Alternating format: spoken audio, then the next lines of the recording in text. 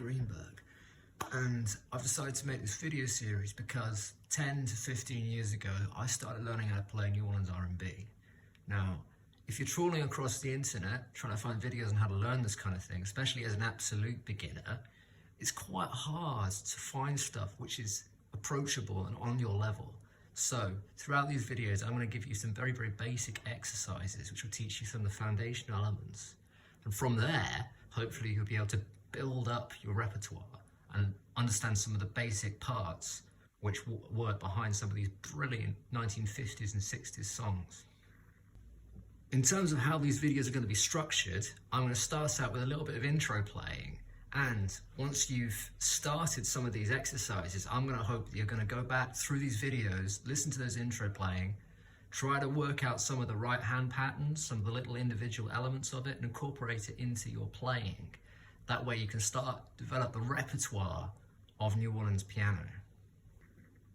I believe if you're starting out, you should really focus on getting very comfortable playing left-hand patterns, especially slightly syncopated ones, very repetitive ones, because that way you'll be able to start doing them completely instinctively without having to worry about your right hand. So it will give you the brain space to be able to play more complicated stuff in your right hand once you've established all of the nice left-hand sort of foundation, the stuff which holds the music together. What I'm going to be teaching you in this video is a very basic pattern known as the Jimmy Yancey bassline, a truncated, simplified form of it, which is what I was playing in the intro song itself. In future lessons, I'm going to teach you how to build on top of that some of the stuff which they'd not like to use, particularly in the 50s, but also going into the 1960s in that part of the world. For the purposes of this video, we're going to be using 3 chords. Now, I'm not going to go into complete detail, just for the sake of brevity, as to how chords work, as to how scales work, etc. There are other videos out there which can help explain this kind of thing. But what you'll need for a basic blues in C would be a C chord, an F chord, and finally a G chord. Now, you're not going to be playing it in the right hand up there, you're going to be playing it in the left hand down here, like that. Now, what this bass line is, it's sort of a arpeggiated pattern around it, where you're taking the individual notes of the chord and playing it in a particular order. The Jimmy Yancey left hand is really quite simple, and it goes like this.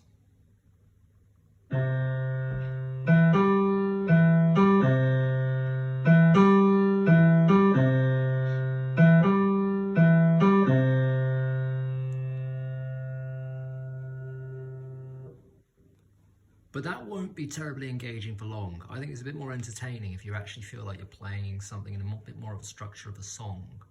So I'm going to recommend that you put some time, as long as you can bear, into just playing the left hand, not worrying about any kind of right hand stuff, shifting between 3 chords, the C, the F, and the G chord.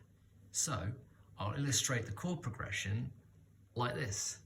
It starts out with 2 parts on the C, 2 parts on the F, 1 part on the C, 1 part on the G, and then finally 2 parts on the C.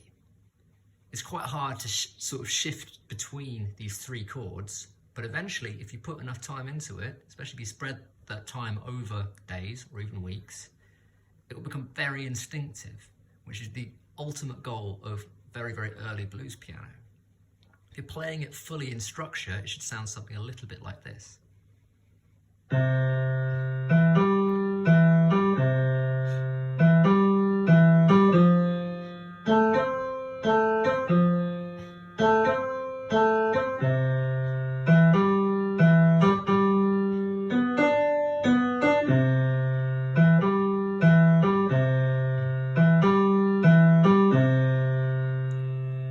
That first note goes on into the first note of the next repeat.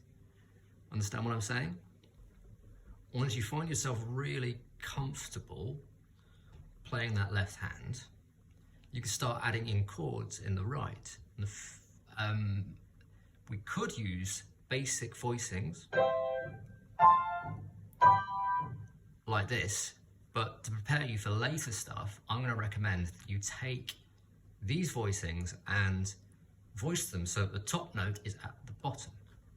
So you take that note at the top and move it down there. Same with this. You move it down there. It's something which they tend to do quite a lot in New Orleans, and it helps out with the kind of licks which you'll later on start to play. Another advantage of voicing like this is when you're playing a chord like that, you can just move these two notes down and suddenly you have a G chord. Same as that, just an octave down. So you're going to be playing this on the first beat of every bar, like this.